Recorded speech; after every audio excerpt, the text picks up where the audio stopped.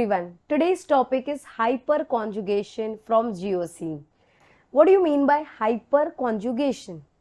Hyperconjugation concept is also called as sigma pi conjugation, or it is also called as no bond resonance, or it is also called as Nathan-Baker effect. Now if you see sigma pi conjugation means there has to be something related to sigma bond and pi bond, and there is no bond resonance. Resonance means क्या होता है? There is shifting of electron, but it is without the formation of bond or bond moving. So something related to that. Now if we see the stability of कार्बोकटाइन, tertiary कार्बोकटाइन सबसे ज़्यादा stable होता है, उसके बाद secondary, उसके बाद primary और उसके बाद मिथाइल होता है. ठीक है. What is tertiary carbon कटाइन? Carbon with a positive charge is कटाइन, कार्बोकटाइन, और उसमें 3 कार्बन से अटैच है, मतलब ये टर्शियरी हो गया. वो कार्बन जो पॉजिटिवली चार्ज है वो 2 कार्बन से अटैच है, उसको नेगेटिव बोलते, उसको सेकेंडरी बोलते हैं.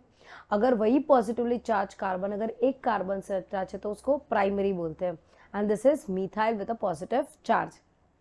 So what is this hyperconjugation and how do we come across this stability? How do we justify this stability? So that can be done with the concept of hyperconjugation. If you see here, सबसे पहली condition क्या है? अगर हाइपरकॉन्जुगेशन concept लगाना है तो कहाँ पे लगता है? हमें चाहिए एक sp2 हाइब्रिडाइज्ड कार्बन, मतलब जिसके पास सिर्फ 2 बॉन्ड हो जो पॉजिटिवली चार्ज्ड हो, जिसके पास सिर्फ 3 बॉन्ड हो और जो पॉजिटिवली चार्ज हो, that is sp2 hybridized carbon. और उसके बाजू में होना चाहिए sp3 hybridised carbon. So what is the condition? 1 sp2 hybridized carbon with 3 bond और उसके बाजू में sp3 hybridised carbon with a 3 bond. Okay. Now if you see this example, ये कार्बन है जिसके पास 2 हाइड्रोजन के बॉन्ड है और एक बाजू में बॉन्ड है. Correct. So it is got a positive charge. So this carbon which we have highlighted is nothing but sp2 hybridized carbon. अब उसके बाजू वाले कार्बन में, that is this carbon have 3 hydrogen. अब बाजू वाला कार्बन है जो ये वाला जो पॉजिटिवली चार्ज है, जिसके पास सिर्फ 3 बॉन्ड है और उसको एक चौथा चाहिए, उसको कौन कौन दे सकता है? या तो ये Ha हाइड्रोजन दे सकता है, या तो ये Hb दे सकता है, that is this one, and और इट कैन गिव 3. मतलब this could be formed a double bond by 3 possible structure, either the first hydrogen A, B or C. So this complete delocalization of sigma bond pair of sp3 hybrid carbons into vacant p orbital of adjacent sp2 hybridized carbon is called as hyperconjugation. sp3 अपना एक hydrogen sp2 को दे रहा है, उसको बोलते हैं hyperconjugation. Requirement क्या है? sp3 के बाजू में होना चाहिए sp2, मतलब कार्बन 3 बॉन्ड वाला, that is 1 and CH2 with a positive charge, और फिर कार्बन जो है sp3 हाइब्रिडाइज, मतलब जिसके पास चारों बॉन्ड है. Okay. So now let's see the structure of tertiary, secondary, primary and methyl. अब टर्शियरी में देखोगे तो ये कार्बन जो है वो sp2 हाइब्रिडाइज है, this is sp2 hybridize carbon. उसके बाजू में 3 और कार्बन है जो sp3 है, ये तीनों कार्बन जो है वो sp3 है. अब हर एक कार्बन कितने हाइड्रोजन देने की कैपेसिटी रखता है? ये तीनों हाइड्रोजन Ha, Hb और Hc है, मतलब ये 3 दे सकते हैं, या तो फिर इसके 3 हाइड्रोजन दे सकते हैं, या तो फिर ये नीचे वाले के 3 हाइड्रोजन दे सकते हैं. मतलब टोटल कितने अल्फा हाइड्रोजन है? What is alpha hydrogen? Alpha carbon is बाजू वाला कार्बन, और उस बाजू वाले कार्बन का जो हाइड्रोजन उसको बोलेंगे alpha hydrogen. So how many total alpha hydrogen? Total 9 hydrogen है. तो उसके पास कितने हाइपर कॉन्जुगेटिंग स्ट्रक्चर्स है? टोटल 9 हाइपर कॉन्जुगेटिंग स्ट्रक्चर्स है. अब सेकेंडरी वाला देखो, ये है मेरा sp2 hybridize carbon. Let me just highlight this. Okay. Now it has 2 carbon which are which hybridized? sp3. दोनों के पास 3 हाइड्रोजन है, तो कितने हाइड्रोजन? इसके भी 3 हाइड्रोजन दे सकते हैं अपना हाइड्रोजन, या तो इसके 3 दे सकते हैं. तो टोटल पॉसिबल स्ट्रक्चर्स कितने हो गए? 6 अल्फा हाइड्रोजन, मतलब 6 स्ट्रक्चर्स पॉसिबल.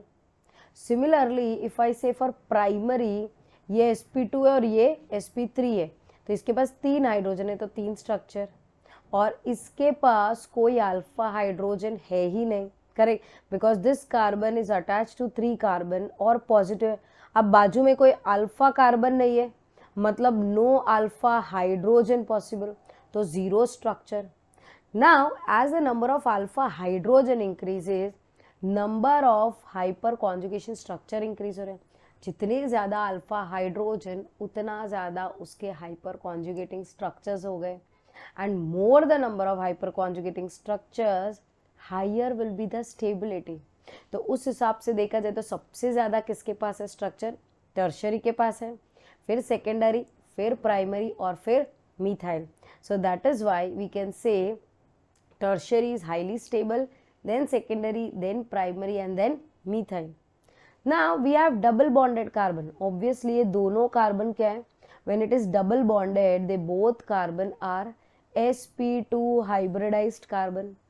अब अगर इधर एक मिथाइल जुड़ गया, मतलब एक मिथाइल के पास 3 hydrogen, so there are 3 alpha hydrogen.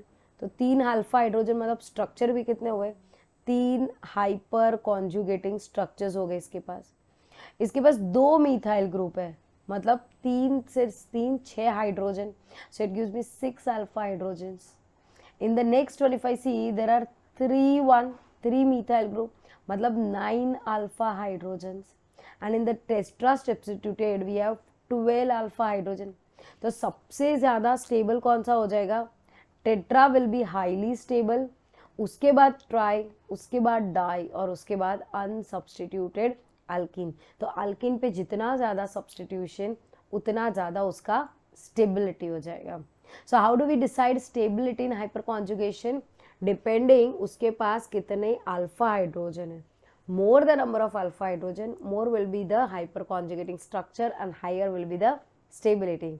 So I hope you understood this simple concept of hyperconjugation. If you have any doubts or for any concept, if you want to make video, please put it in the comment box. Thank you.